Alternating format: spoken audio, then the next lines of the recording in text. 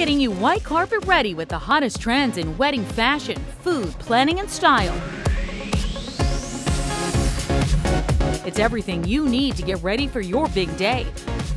Hosted by Tamsin Fidel and Pronovia's bridal fashion expert, Elise Rosenblum. Join us as we create white carpet perfection.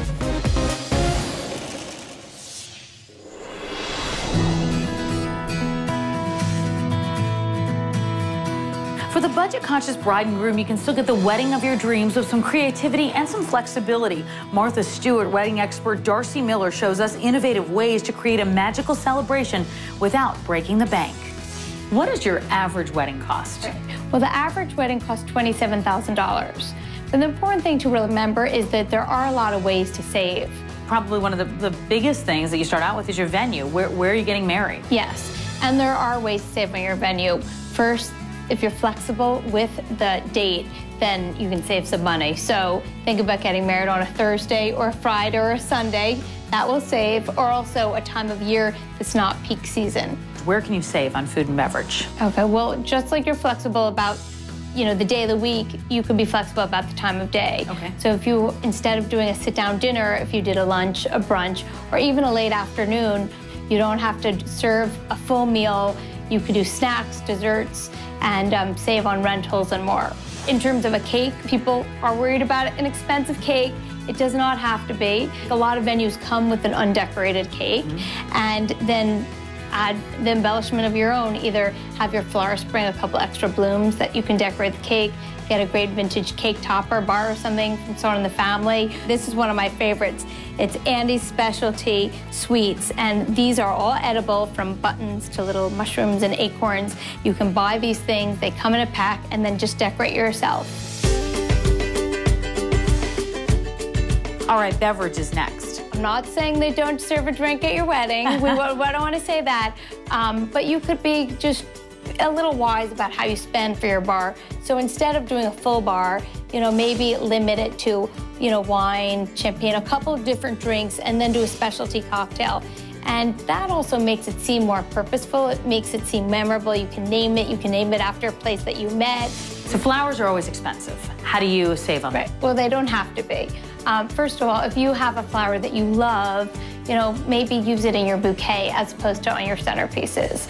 And there are also lots of affordable flowers that people maybe don't think of as wedding flowers, like baby's breath or carnations. I mean, look how beautiful these carnations are, packed together in an ombre of pinks, and they really have great impact, and they are very affordable as a flower. But if you do have your heart set on a flower, try to pick something that's seasonal. It's going to be more affordable if it's in season, or also try to use it sparingly. So this centerpiece over here is just peonies used in a couple blooms, and it still feels elegant, but you don't have to use dozens and dozens of flowers. A huge trend in weddings is DIY. That's do it yourself, design it yourself, and really what we're seeing, a lot of brides are really paying attention to the details. All these are made from downloadable clip art, and it is amazing what you can make on your computer, from your invitation to your program to, favor tags. Other than the cost of the paper, these would cost nothing. This invitation is perforated, and then it has a reply postcard. So by just having the postcard, you save on an envelope.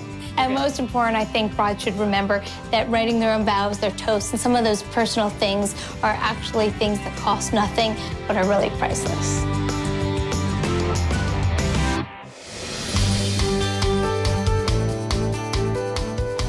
With so many styles and designs, the hunt for the perfect wedding gown can be overwhelming.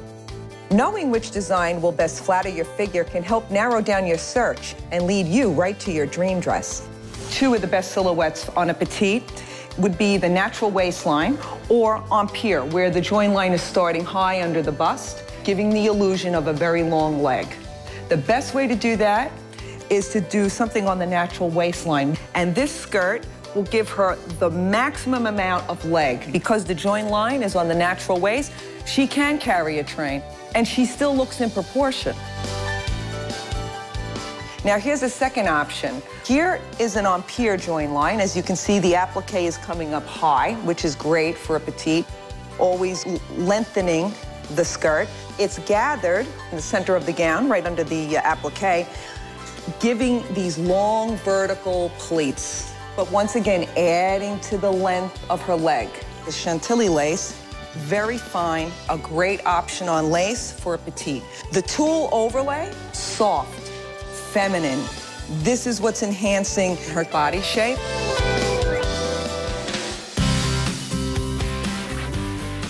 Here is a fabulous example of a great wedding gown for a curvaceous bride.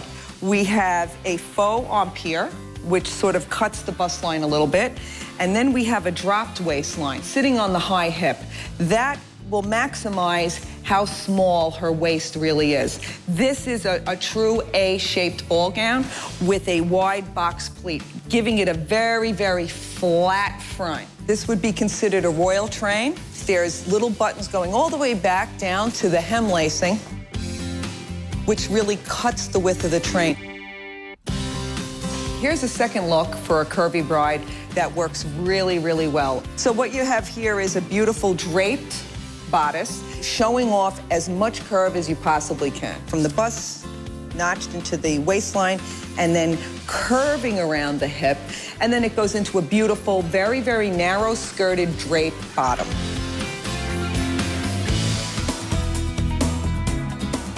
This bride is what we would consider more of a pear-shaped bride. This silhouette really works well on that particular body shape. Trending for 2013 is the free cut lace straps, which work really beautifully on her shoulders. Now, she's very narrow-shouldered, so these straps are giving her a little width that's going to balance her out. Her waist is incredibly small. Then here's her hips. This join line with the flat lace really minimizes her hips. Lots and lots of tooling with beautiful hem lacing. It just complements and balances off the top. Another great look for a pear-shaped figure, a see-through mesh, so that this beautiful sequined work almost looks like it's tattooed on her shoulder. Going into a natural waistline and then cutting down into this fabulous godade trumpet skirt. This is a gown where you need hips to make it happen. We're taking care of the narrowed shoulder here, but we're actually showing off how fabulous her shape really is.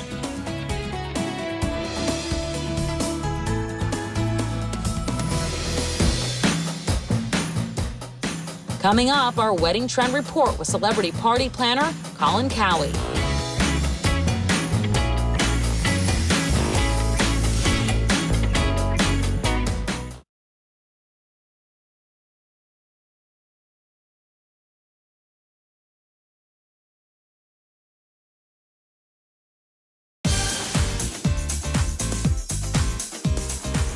Today's weddings have truly become larger-than-life events as couples incorporate their own sense of style and personality into every aspect of the celebration. Lifestyle guru and party planner to the stars, Colin Cowie gives us a scoop on the hottest trends in planning the celebration of a lifetime.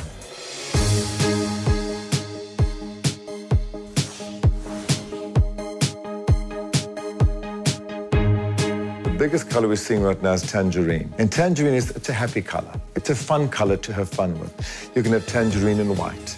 You know, I love the idea of taking tangerine and mixing with chaparral pink. It's really fun in the summertime.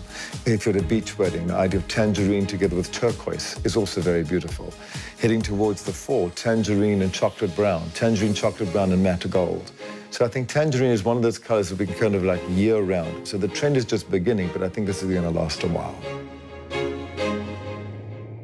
Everything today is all about texture. The tablecloths that are done with incredible beading, with applique. There's lace tablecloths. Tablecloths with miles and miles and miles of chiffon. Tablecloths made of laser cut tulle. So really, I mean, fashion has come to tabletop in a very, very big way.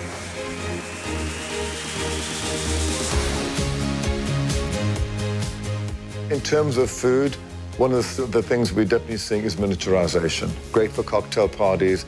You know, the idea of taking big foods and making them small. So it's like the small little slider hamburger, all one bite thing. So it's kind of cute and it's kind of fun and it kind of has a novel idea to it. Libations, cocktails, wine has never been bigger. the art of the cocktail has come back in a big way. You know, for a bride who doesn't want to necessarily spend a lot of money on French champagne, she might decide to name a cocktail after each one of her bridesmaids. And when the dancing starts, name a shot after each one of the groomsmen.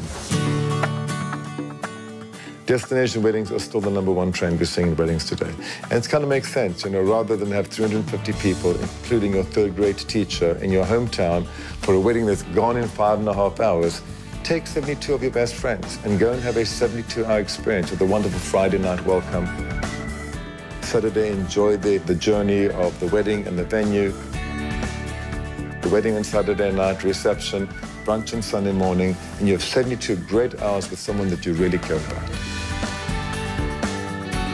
The wedding's the opportunity to make a statement of style, to tell your family and friends who you are and what you're about.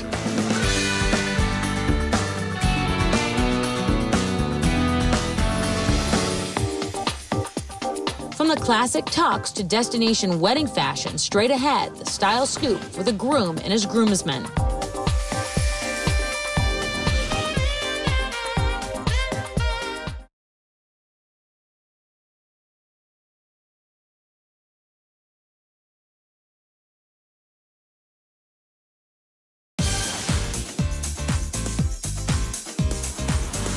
While some would argue all eyes are on the bride, the groom definitely shares the spotlight for the big day. Straight off the catwalk and onto the aisle, we've got the perfect looks for the style-savvy hubby-to-be. The hottest stuff right now is really anything slim. Slim is what's going on. If you're looking for a more trendy look, you definitely want to go a lot thinner lapel. That's what's happening. A small shoulder, very thin lapel, and a very narrow pant. For a classic wedding, you really just want to take a classic black tuxedo that just looks really elegant and dressy. The only difference now is just a lot more form-fitting. The big return now is shawl collar. We hadn't seen it in years, and now it's really making a strong comeback, and that's just the rounded lapel. It's a great look. It's new to these young guys who have never seen it before, so it's actually a refreshing, nice look for them. For the groom, we also will see white dinner jackets. Just a classic old look that is, when pulled off, you do it with a pair of black tuxedo pants, and it's just a gorgeous look. Very classic and very, very elegant. Some of the Italian designers are doing things a little more interesting, where they're doing a regular lapel and then just putting satin on the edge of the lapel. Just a little bit, makes it a little more interesting. They'll also do things a little different, where they won't put satin on the side of the pant leg. They're putting belt loops on their tuxedo, just something to be a little different, a little more Italian influence. For the groom, bow ties are still much more trendy than a full-length tie.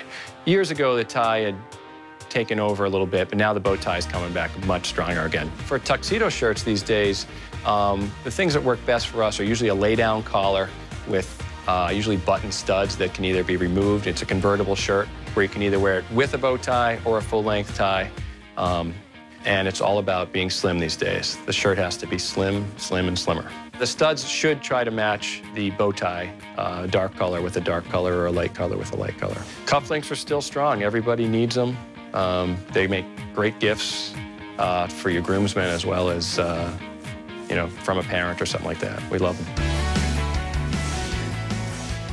For a less formal wedding, you can always do a really nice suit, something that just looked elegant and dressy. You know, you take a really nice slim fit suit, put it on with a French cuff shirt and a nice full-length tie, just a really, really nice look. So the trend today is still somehow matching the bridesmaids with color, whether it be from a pocket square or your bow tie or a full-length tie. Since there are a lot of different body types, it's very important to actually try on a lot of different garments. Each manufacturer fits differently. Some will fit you well, some won't. Don't worry about the size, don't worry about the number on anything. Just try it on. It's in your best interest. And you will make sure that the button stance is in the right place, the pant is the right pant for you, pleated or plain front, whatever works best. Just try them on.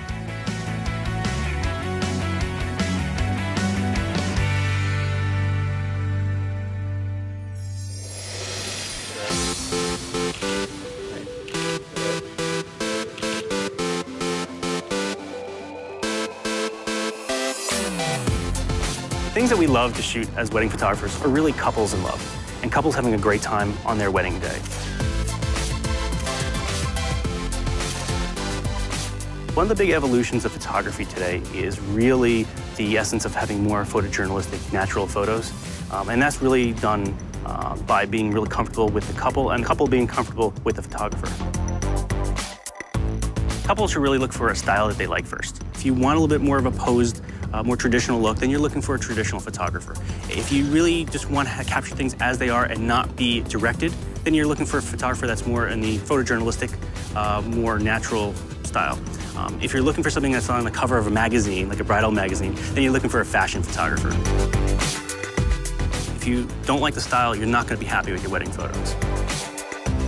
It's really important when researching photographers to find photographers that are reputable. You should really have a chance to interview them, meet them in person, meet the photographer who's actually going to shoot your wedding. You really need to get that personality right off the bat. If you don't feel that vibe at the beginning, it's not going to happen later on. Engagement photos are great. It's a great rehearsal for the bride and groom to be comfortable with the photographer. It gives them a chance to get some really good everyday photos of themselves, which they probably don't have. So it gives them a great opportunity to work with the photographer and the photographers to work with the couple and really get to know the couple even better. A lot of brides today are doing a lot of things in terms of details. And one of the things that's very important is the photographer capturing those details, whether they're do-it-yourself details or venue details or lighting details, whatever it may be. It could be centerpieces. It could be the dress. It could be as simple as room lighting and ambient lighting on the dance floor. They put that all into their wedding, and it's our job to capture it. And the way we do that is by really getting to know our couple and finding out those things that are important to them and why. So when we are there, we know the significance of those items to make it part of their day. Couples today are really incorporating their heritage or backgrounds more in their wedding. More and more there's multicultural weddings, so they want to incorporate both sides into their wedding day, which is great. Things like decoration, whether it's makeup, whether it's their wardrobe, all these little elements add up to be part of their heritage, but also part of their wedding day. After you find a photographer that fits your style and your personality, then you have to deal with budgets. There are many different photographers at all different price levels. It's up to you to figure out which budget fits you.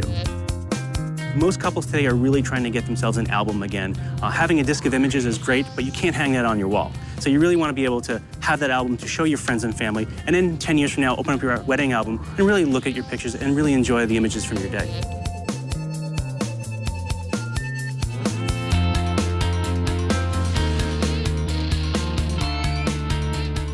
New York is a great backdrop for couples because it's like their own personal movie set. They have the city skyline, they have parks, they have cabs, they have anything that they're looking for in one place.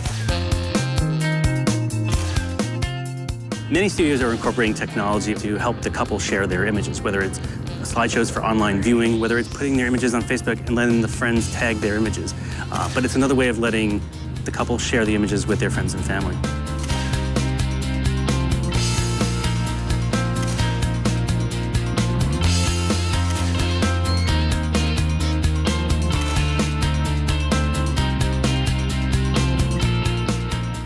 Couples should really look at this as an investment. This is an investment they're going to hold on to for a very long time. When everything is gone, the only thing they have left is their photos. So really be careful about finding the photographer that works with you, finding the style that fits you, and finding the photographer that fits in your budget.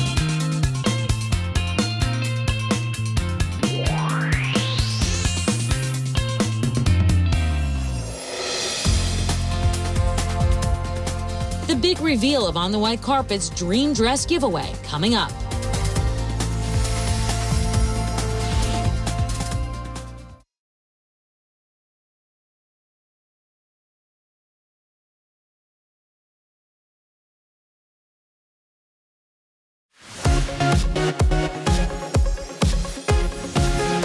Walking down the aisle in the dress of your dreams probably tops a list of wedding day moments. One very lucky bride-to-be had the chance of a lifetime to win her dream dress and work with our very own Pernovia's bridal fashion expert, Elise Rosenblum. Elise helped create white carpet perfection for this future missus.